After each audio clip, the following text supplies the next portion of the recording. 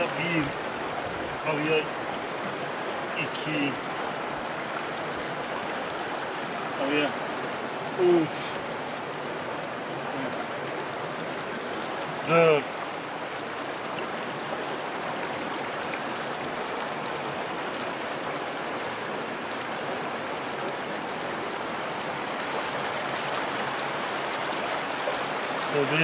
5.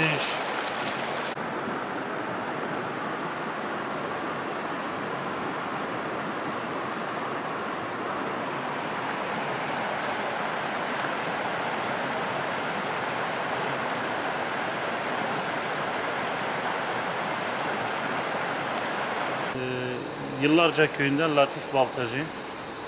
Bizim bir yasımız vardı. Bulutçeker köyünde. Oradan misafirler gelirken herhalde birileri burada abdest alırken burada fidanları görmüşler. Bana dediler ki sen bu işlerle ilgileniyorsun, bu eski Derik yolunda dedi köprünün altında çok miktarda fidanlar var. Ben de geldim baktım hakikaten öyledir. Yani saydığıma göre 8-9 balya civarında, her balyası da 2000-2500 çıplak küplü fidanlardır. Ya bunlar